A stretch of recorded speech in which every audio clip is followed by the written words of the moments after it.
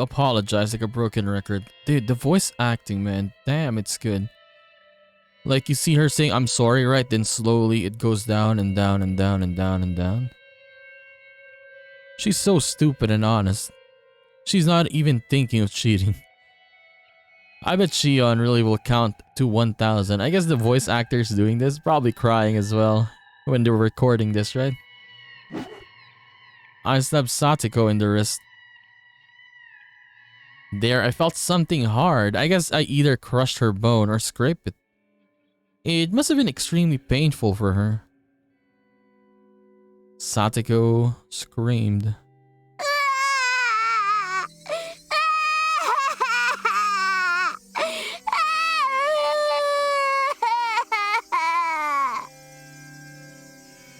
Shion's voice got louder as if trying to overcome the power of the scream.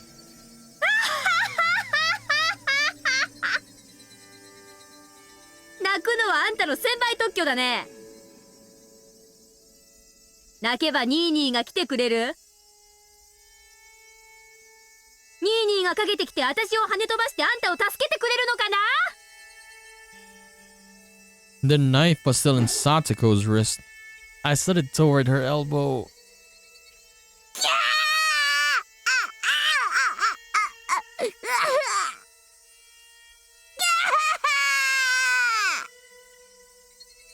Satoko? 私の声が聞こえる？聞いてる？聞けよこら！ I slapped her face several times and made her look at me. あんたは自分の罪が分かってる？あんたの存在がどれほどにサトシ君を追い詰めていたか知っている？ニーニー、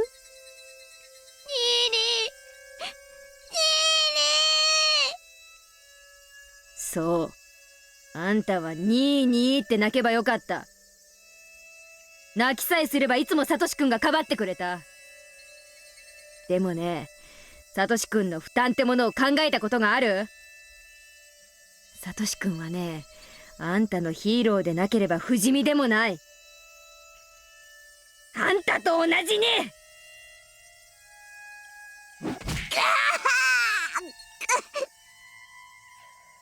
傷つけば血も流れ、痛めばうめく、全く同じ人間な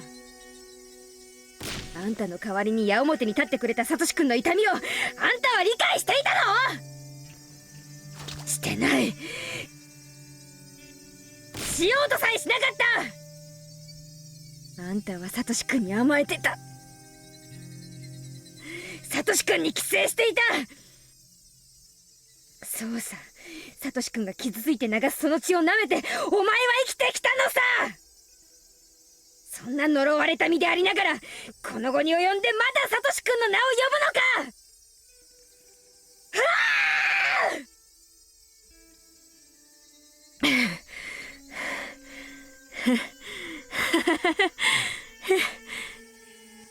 あんたはその罪を今から償うのさ。私の手によってね。好きなだけ泣き叫べばいい。そしていくら泣いてもサトシ君が助けに来てくれないことを知るがいい。そう、お前が追い詰めた、お前がいなくした、お前がサトシ君を殺してしまったんだ。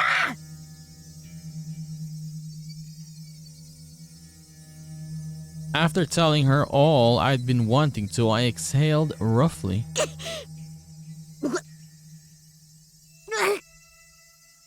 どうしたよ。右腕はもう感覚がない。じゃあ左腕にするか。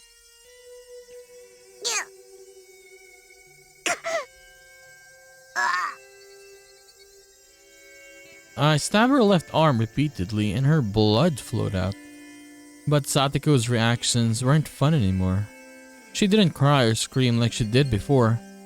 That put me in a bad mood, so I stabbed the back of her left hand and twisted the knife again. But Satoko still just moaned. She didn't scream anymore. どうしたの？叫ぶと私を喜ばすと思って、せめて悲鳴を絞って抵抗ってわけ。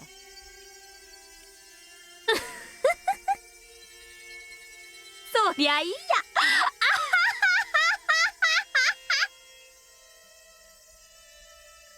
So Satoko was unfazed by my mad laughter. She looked at me with gritted teeth and resignation.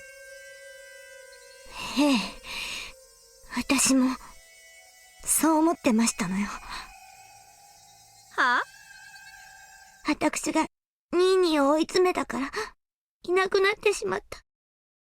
ニーニーがいなくなったその日にもう気づいてましたのよ。私が甘えていた。ニーニーのすねをかじり続けてしまった。ニーニーも辛かったはずなのに、私はニーニーにすがることをやめられなかった。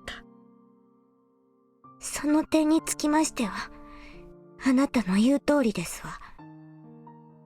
弁解の余地なんてありませんでしたよ。Sadako didn't sound as if she was mocking me or trying to please me. She spoke so naturally. ちょっと意外だね。あんたが自分の罪に自覚があったとはね。ニーニーはきっと帰ってきてくれる。いつかきっと帰ってくるんですの。でもね、帰ってきたら私もう一人前になっているところを見せるんですのよ。私もうニーニーに甘えない。背中に隠れたりしない。しっかりした一人前になったことを教えてあげるんですの。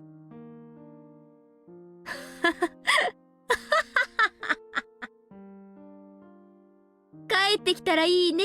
帰ってきたら。I stabbed Satoko's arm in a mad frenzy, but she still didn't even scream. She bit down tightly and swallowed her pain instead. ニーニーはきっと帰ってきてくれますの。絶対に帰ってきてくれますの。それまで待ってるんですのよ。そしてニーニーに今まで甘えてきて本当にごめんなさいって謝るんですの。それまで負けるものか。もう私は絶対にニーニーに甘えたりしないの。どんな苦難にもニーニーの助けを呼ばない。呼ばない、泣かない、叫ばない。泣いたらニーニーが来てしまう。だから私は一人で耐えてみせるんですのよ。上等抜かすな小娘が。私をいじめて楽しいならいくらでもお楽しみあそばせ。でもね、それで私がニーニーに助けを求めたりするのを期待しているんでしたらお気の毒ですわね。私は泣かないんだから、絶対に疑うなら好きなだけ試してみろ。ニーニーは見ててくれる。私が本当に我慢強くなって一人前になったことを見ててくれる。私が泣き虫じゃなくなったことを見ていてくれる。それをニーニーが見届けてくれたとき、きっとニーニーは帰ってきてくれるんですのよ。さあ、いくらでも試してみろ。私は泣かない。涙も見せない。北条聡子がどれほどの強さを持つか試してみろ。I'll show her. Take that and that and that. ニーニー、見てますわよね。見ててくれますわよね。聡子はこんなにも我慢強くなったんですのよ。もう何が起こってもへこたれませんの。こんなことこの程度で、こんなくらいで私は泣かない。助けを呼ばない。耐えられる。耐えてみせる。ニーニーが私に代わって傷ついてくれた痛みにはこんなのはるかに及ばないんだから。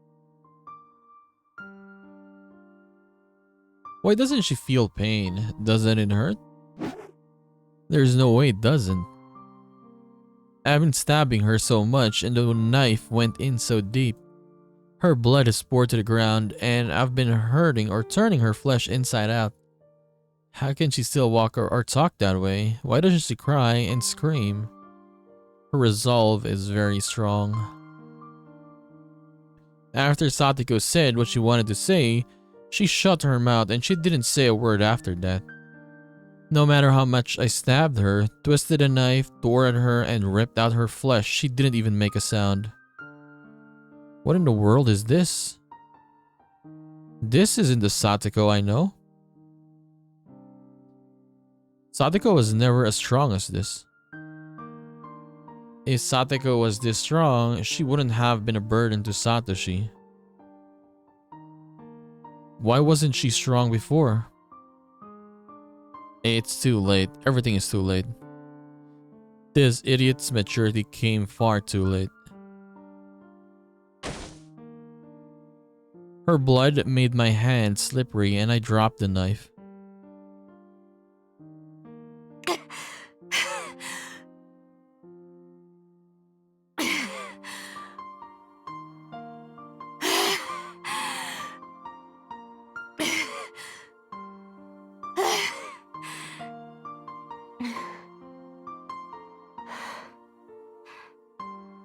I was covered in blood from head to toe.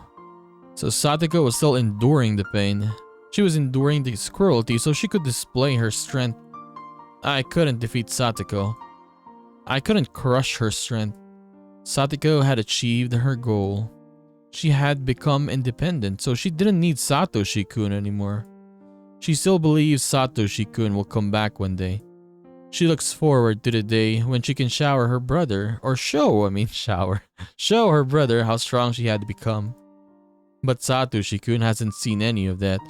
Instead, I, who never even thought that Satoshi-kun would come back, was the one who witnessed her strength.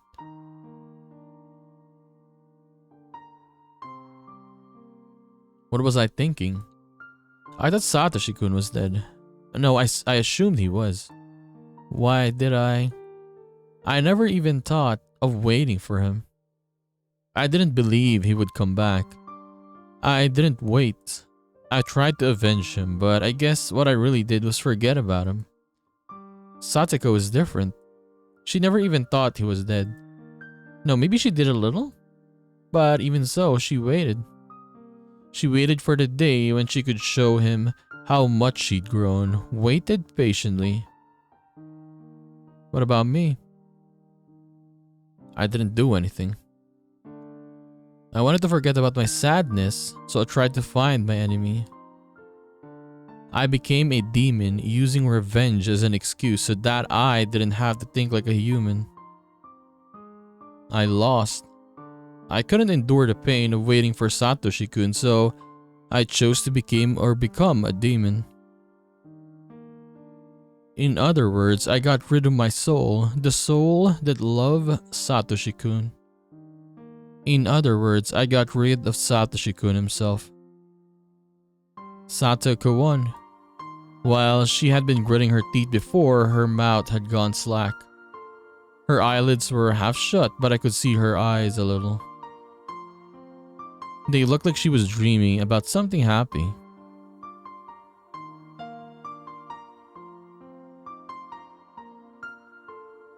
Satoshi-kun was there in her eyes. Satoko endured until Satoshi came for her.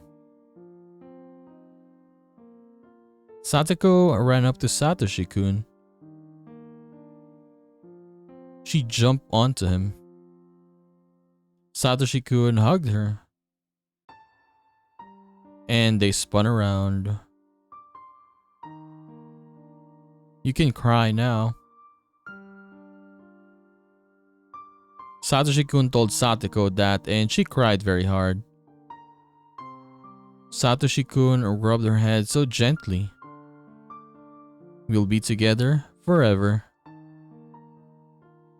he said and continued to rub her head so gently.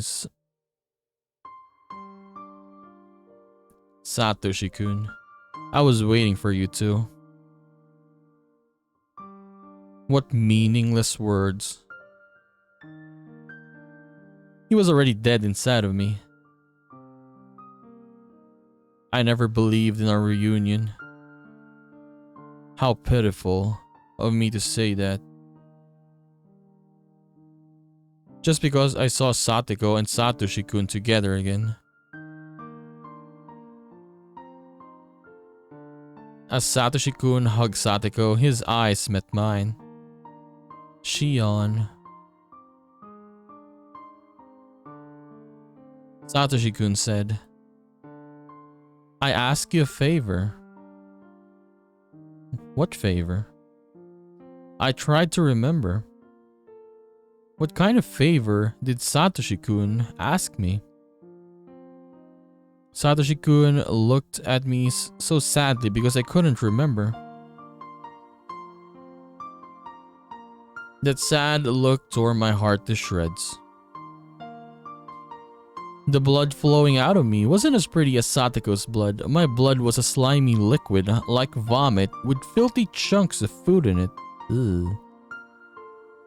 That was what filled my body. ナタリだろうと、この村の何者かの陰謀だろうと、僕は絶対に消えない。消されない。消えないよ、サトシ君は。消えないよ。サトコにあのぬいぐるみを買ってやるまではね。もうすぐお給料がもらえることになってる。その日までは絶対に消えない。Hmm?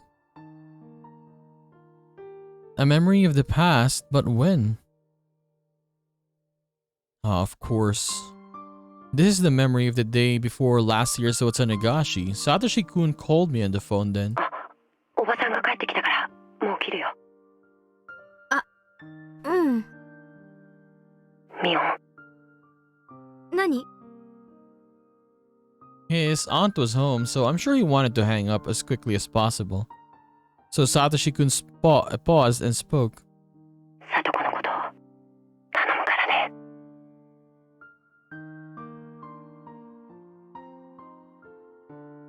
My knees and elbows started to shake. My teeth chattered and my fingers were shivering. Satoshi-kun asked me to. What have I done? I couldn't wait for Satoshi-kun to come back, so I filled myself with evil thoughts and acted as I pleased. I didn't believe he'd ever return. I even forgot about Satoshi-kun's last request. How can I say I love him? I just wanted to forget about my feelings of loss, so I made myself all bloody. How can I welcome him back now? I didn't believe Satoshi-kun would come back. I didn't believe Satoshi-kun was alive. I didn't think he was alive, so I thought he was dead. I believe in his death. I killed him in myself. Nobody else did. I did that. But Satoko believed until the very end, and she was rewarded in her final moments. Satoko wasn't here anymore. She had no more need for her bloody, painful shell. But I'm still here, wrapped in my bloody, tainted flesh. I'm going to rot inside of it. Satoshi-kun was waiting for both Satoko and me. But to be reunited with Satoshi-kun, we had to keep our promises. Satoko's promise was to be strong. Satoko kept that promise until the bitter end, and Satoshi-kun embraced her. My promise was to take care of Satoko for Satoshi-kun. I never kept that promise from the beginning. Therefore, Satoshi-kun will never embrace me. Even if I were to rub Satoko's wounds and ask her if they hurt, that wouldn't mean anything. That was when I felt something behind me. It wasn't Satoshi-kun or the thing that scared me before. I didn't know who it was. But it was right there, criticizing me for my mistakes. Then, I finally realized it. That thing is me. I had always been there, standing behind myself and watching me break that promise. Satoshi-kun asked me to take care of Satoko, yet I didn't keep that promise. I had been watching that happen. I cried and I gave up on myself. Wait, Satoshi-kun gave up on me and I gave up on myself. So what will happen to me now? I don't want to be in this darkness. I don't want to be all bloody. Please don't leave me. If I give up on myself, what will happen to my body? There will be nothing left. The only thing I'll have left in me is an evil demon. I get it. I've known it for a long time now. I am nothing but a demon.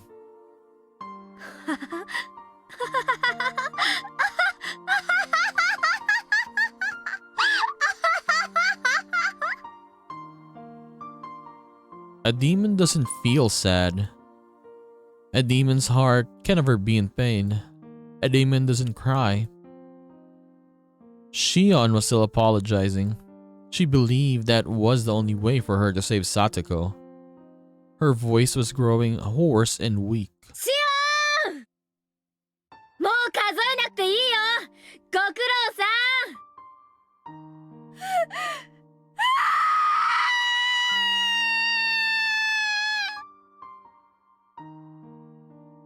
I guess she realized what happened to Satoko. Shion cried in her cell.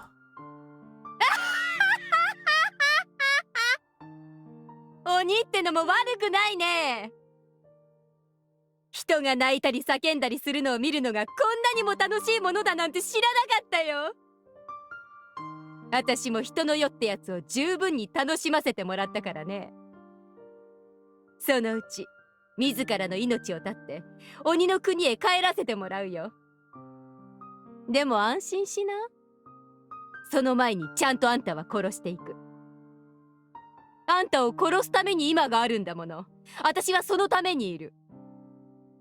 人を嘆かせて泣き声をすするのが私の鬼の優越だもんね。そうだ、あんたはケイちゃんが好きだったね。よし、あんたの前でケイちゃんを引き裂いてあげるよ。これは極めつきだね。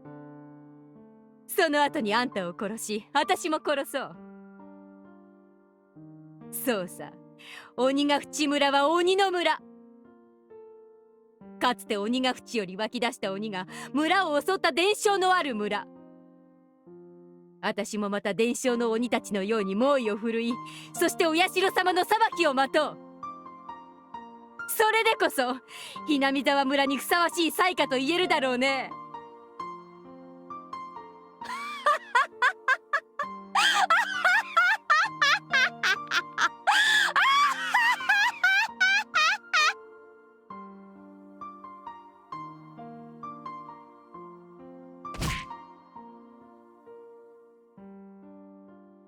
Damn. ケイちゃんですか？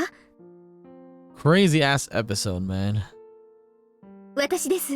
Like, look at this. She was so psycho earlier, right? And now she's calling Keiichi like this. All calm and stuff. シオンです。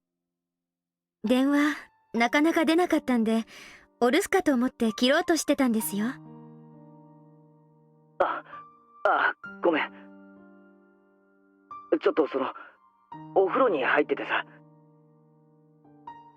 それでも、ご家族の方が電話を取りませんか？ひょっとして、ケイちゃんの家、今ご両親はお留守なんですか？いや別に留守ってわけじゃ。そんなことより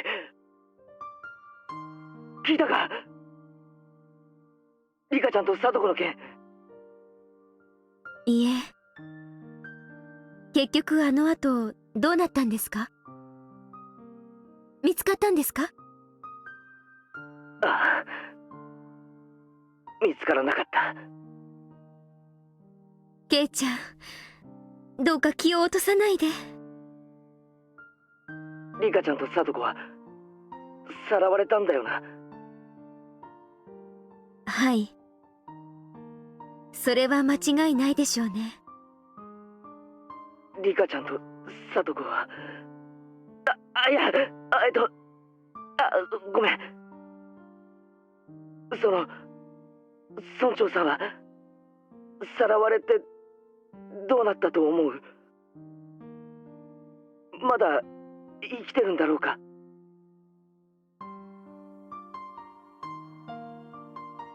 Keiichi sounded confused. He wanted to believe Satoko and Rika were still alive, which was why he was asking. Keiichi was just like Satoko. Unless the culprit was after money, the abductee would usually get killed right away. I had never assumed they'd still be alive, but Keiichi was trying to hold on to a little hope. I could feel his strength. It was much greater than mine. I'm a demon, so I didn't come up with an excuse. 殺されちゃったんだと思います。おいおい、そんなにあっさり。人間をさらってその状態を維持するのってとても大変なことだと思います。人質にするんでもない限り、用が済んだら殺しちゃうのが一番合理的じゃないかと。殺しちゃうって、そんなにあっさり。人の命を何だと思ってやがるんだ。恐ろしいことだとは思いますが、多分そうではないかと。村長が殺されたということは、リカちゃんやサトコも同じように殺されたかもしれないということなのか？いや、そんなはずは。どっかのじじいとはわけが違うぞ。リカちゃんだぞ。He said random old man. He's the mayor, man. Is that random? サトコだぞ。そんなにあっさりと殺すはずは。Keiichi was still refusing to believe what I said. He fought so hard because he didn't want to kill his friends within him. I wasn't like that. I killed Satoshi-kun within me so easily. I blame Shion for not protecting Satoshi-kun, but I killed him so easily. リカちゃんとサトコちゃんも同じだと思った方がいいでしょうね。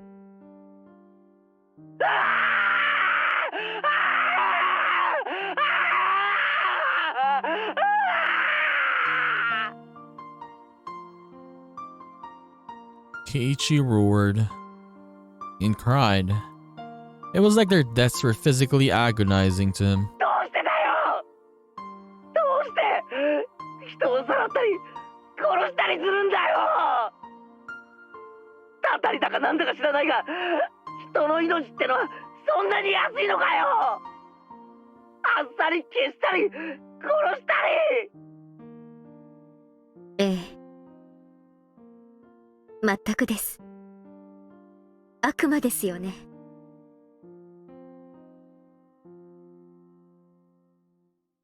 I laughed at myself. I was sure Keiichi didn't notice. なあ、シオン。教えてくれ。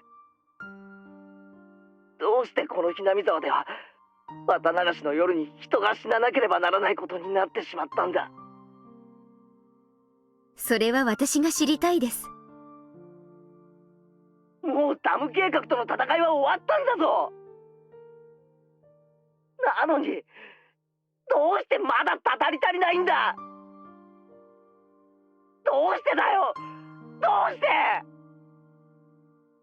理由があるなら言ってみろよ。ケイちゃんの気持ち、私もよくわかります。ダム闘争はとっくの昔に終わったんです。なのに毎年お社様のたたりという名の殺人と失踪が繰り返されている。なぜ？どうしてなんですか？全然関係ない人もいた。たたられるのに不相応な人だっていたのに、どうして？どうして？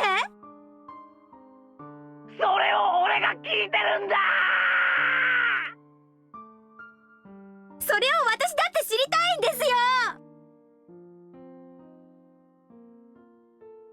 Of course. The curse of Oyashiro-sama never existed. It was just a bizarre environment that allowed people to kill in the name of Oyashiro-sama. The environment and nothing more. Nothing would have happened unless there were demons who danced within it. いいですか？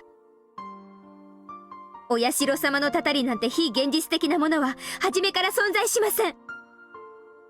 ケイちゃんの言う通り、村の何者かがお社様のたたりというもっともらしい大義名分を利用して綿流しのたびに殺しと失踪を繰り返しているんです。奴らは狡猾でした。たたりを都合よく利用して村の旧敵を毎年2人ずつ消し去るシステムを構築していったんです。そしてこのシステムで今年は高野さんたちが殺された。じゃあ2人で十分じゃねえかよ。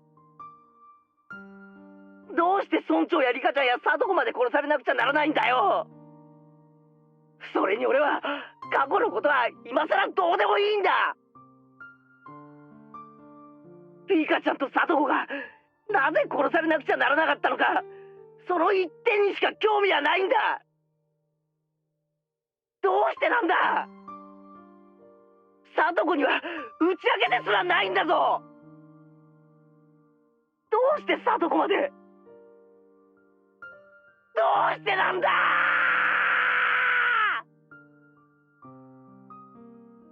Satoshi-kun was speaking through Keiichi's mouth. How could I respond? I didn't know what to say. I could only feel myself being stabbed by the sharpness of those words. ケイちゃん、もういじめないでください。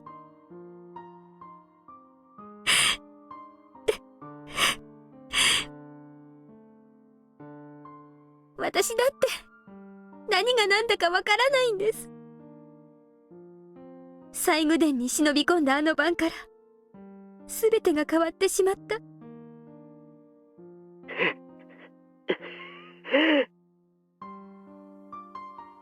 あの晩、高野さんたちが死んだと聞き、耳を疑いました。そして、すすぐに気づいたんです。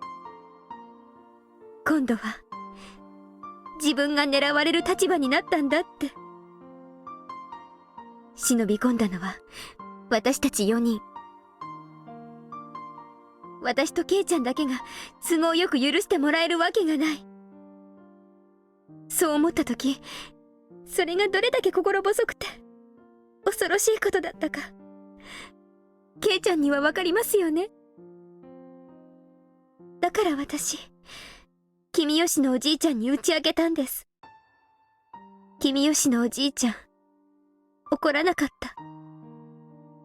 そしてにっこり笑って、しおんちゃんがちゃんと反省してるなら鬼隠しになんかなるものかって、本当に笑いながら任せ。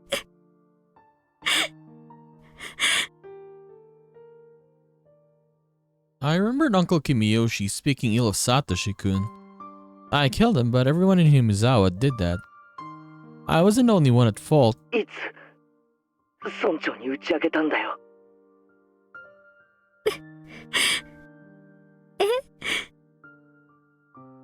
ごめんな、シオン。悲しい気持ちのところに追い打ちをかけるようで。シオンは打ち明けたんだよな。君吉のおじいちゃん、つまり村長に。はい。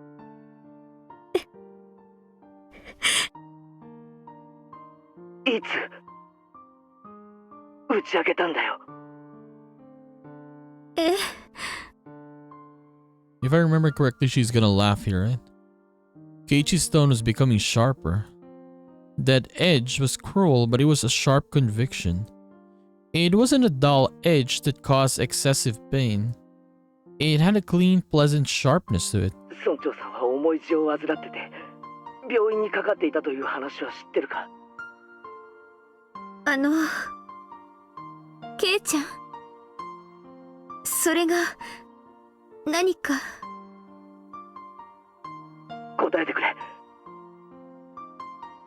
知らないなら知らないと答えればいい。痔だったのは知ってます。座る時とか辛そうでしたから。病院に通ってたんだ。どこの病院かは知ってるよな？ごめんなさい。それはちょっと知りませんけど。でもケイちゃん、それが一体何の？単刀直入に聞きたいんだ。シオンはいつ村長に打ち明けたんだ？どこで？いつ？大雑把でいいから教えてほしいんだ。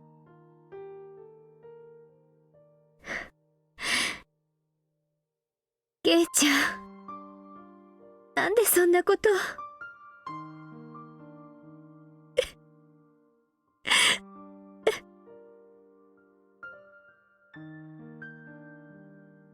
Very good, Keiichi Maibara. You know who I am, don't you? ありえないんだよ。村長が失踪した日、朝から消えるまで、シオンには接触できる機会はありえないんだ。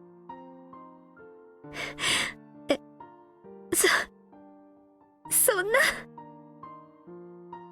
村長は朝一で誰にも内緒の大学病院へ一人で診察に出かけた。シオンは今この病院を知らないと言った。だから帰ってくるまで村長と接触することはできないはずだ。そうだろう？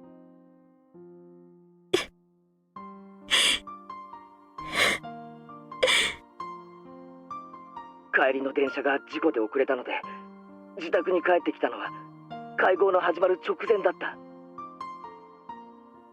つまり会合が始まるまでの時間にも打ち明ける時間的余裕はないんだ。シオンも一緒に会合に出たのか？そして会合の席上で打ち明けたのか？ここで打ち明けなきゃもう時間がないもんな。会合が終わった後、村長は帰宅途中で失踪するんだから。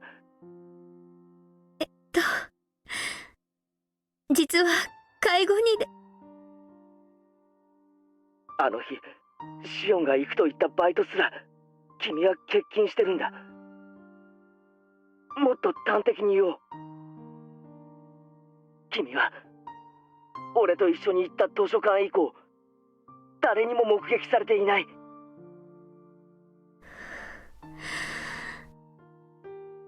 ケイちゃん、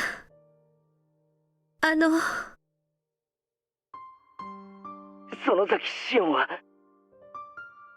綿流しの翌日に失踪したんだ。Bingo, Kei-chan. I'm impressed. 大石さんは君がすでに失踪していると言っているんだ。でもシオンはこうして毎晩俺に電話をかけてきてくれただろう。頼むシオン、俺が言ったことが間違ってるならそうだと言ってくれ。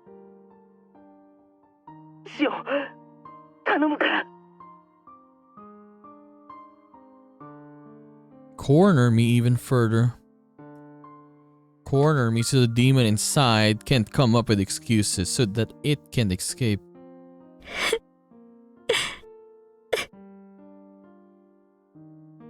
シオン、お前は村長に会ってなんかないんだ。もし会ったとしたなら。The only time I could possibly have seen him on that day was... 村長が会合を終えた後、すなわち失踪する直前、もしくは失踪してからしかありえないんだ。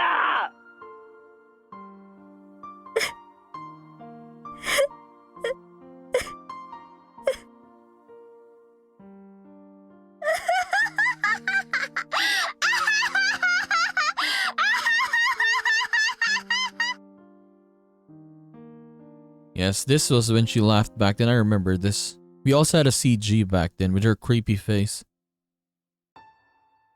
Click. I screeched and screeched with laughter, then slammed the phone. Very good, Kei-chan. That's right. It's me. I'm the one. Hurry up and corner me. Hurry, let me be free. Was he going to tell the police, or was he going to come here by myself or by himself? I wondered which it would be. If the police came, I'd struggle as much as I was able. I'd see how good Uishi would be at catching a demon. If Kei-chan came here alone, that wouldn't be smart of him. He couldn't complain about being eaten by a demon then. I am going to kill him. I'm going to kill him gruesomely while Shion watches. Therefore, Kei-chan, you shouldn't hold back. I only ever thought you were just a funny guy. I never thought I could expect so much from you. Dude, oh my god. This is so sad, man. Seriously. Yeah, very much.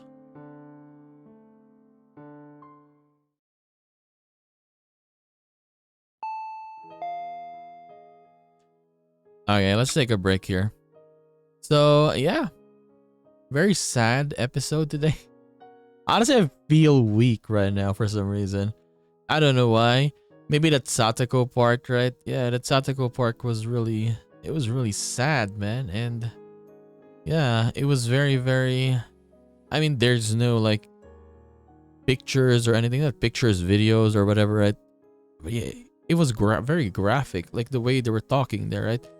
Thank God there was no, like, yeah, videos of it showing that. Damn, I would probably be banned if there's something like that in that part there. But